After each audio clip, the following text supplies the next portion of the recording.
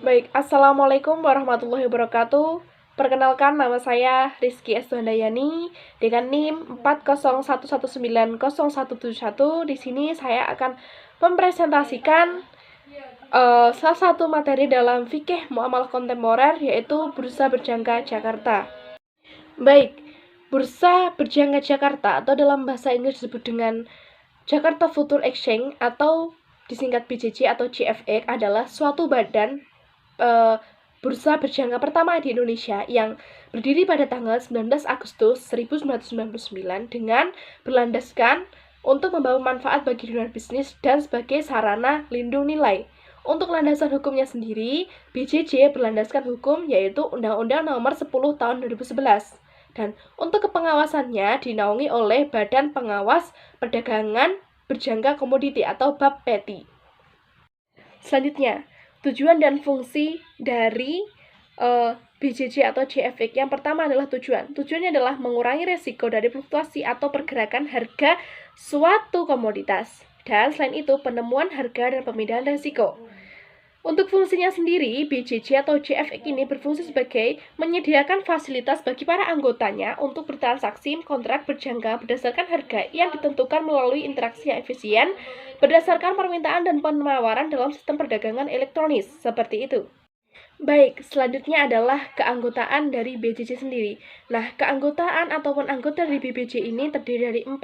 Yang pertama adalah pedagang, yaitu anggota bursa yang telah terdaftar di BAPPETI. Nah, peran ini terdiri dari atas pedagang perusahaan, yaitu hanya dapat bertransaksi untuk rekeningnya sendiri dan atau kelompok usahanya. Yang kedua adalah pedagang perusahaan harus memiliki setidaknya satu set. Pedagang perorangan hanya dapat bertransaksi untuk rekeningnya sendiri.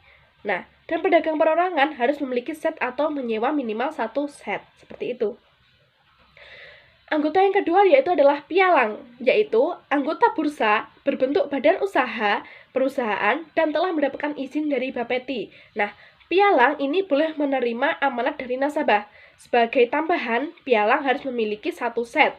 Nah, kemudian yang ketiga adalah pihak yang sedang dalam proses untuk menjadi pialang atau pedagang. Dan yang keempat adalah pemegang saham sendiri, yaitu yang tidak memiliki izin atau terdaftar selaku pialang atau pedagang sebagaimana diatur dalam pasal 12 ayat 2 Undang-Undang Nomor 32 Tahun 1997 yang dalam ini telah diubah menjadi Undang-Undang Nomor 10 Tahun 2011. Baik, selanjutnya adalah mekanisme transaksi bursa berjangka. Nah, mekanisme transaksi bursa berjangka dapat dilihat di sini. Nah, yaitu yang pertama adalah Deperindak. Deperindak di sini membawahi BAPPETI dan BAPEPAM, di mana BAPPETI adalah Badan Pengawas Perdagangan Berjangka Komoditi, sedangkan BAPEPAM adalah Badan Pengawas Pasar Modal dan Lembaga Keuangan. Nah, di sini BAPPETI mengawasi BBJ ataupun Bursa Berjangka Jakarta.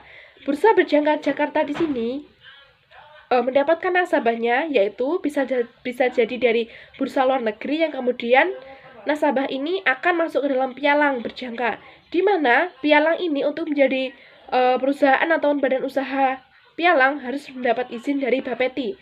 Kemudian dari pialang ini akan masuk menjadi pedagang berjangka dan akan masuk dalam bursa berjangka Jakarta, yang kemudian ini akan diamankan oleh KBI ataupun Clearing Berjangka Indonesia, sebuah perusahaan terbatas persero yang dimiliki oleh BUMN atau badan usaha milik negara. Seperti itu.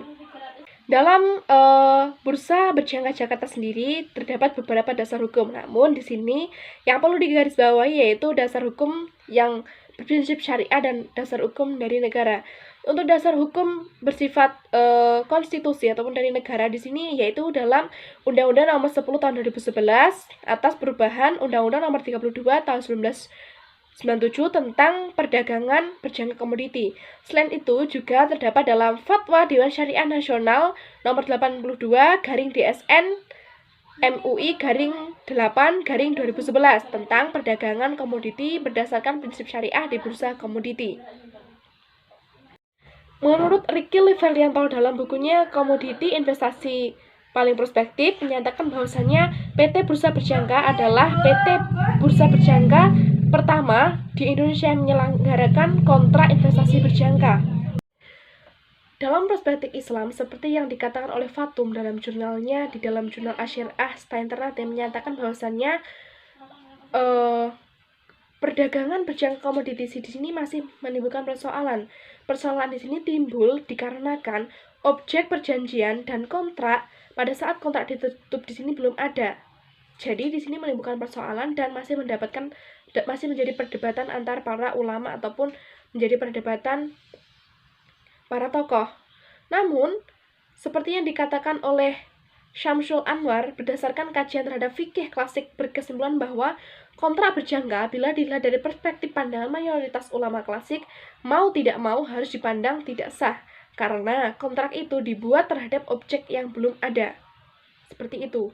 Selain itu, perdagangan komoditi di bursa, baik yang berbentuk perdagangan serah terima fisik maupun yang berbentuk perdagangan lanjutan, hukumnya diperbolehkan dengan memenuhi syarat seperti yang telah tertulis di Fatwa DSN atau Dewan Syariah MUI nomor 82. Karena itu dapat disimpulkan bahwasannya bursa berjangka Jakarta di sini diperbolehkan hukumnya menurut Fatwa DSN MUI nomor 82 tahun 2011 jika tidak bertentangan dengan syariat Islam.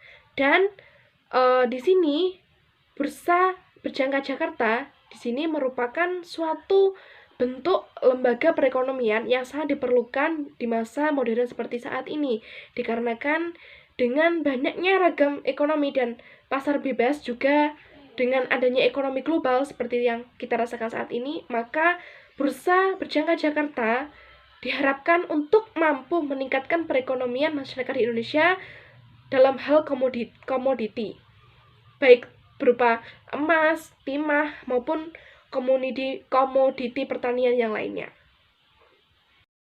Sebagai mahasiswa jurusan ekonomi syariah, kita perlu adanya untuk melakukan pengkajian seperti ini. Bagaimana hukum-hukum dan transaksi di lembaga perekonomian menurut Islam dan bagaimana dasar-dasar hukumnya menurut Fatwa MUI dan Konstitusi di negara Republik Indonesia. Untuk itu, semoga video saya bermanfaat. Cukup sekian yang dapat saya sampaikan. Bila ada salah saya dalam menjelaskan, saya mohon maaf yang setulus-tulusnya. Bila ada benarnya, itu datanya dari Allah Subhanahu wa taala.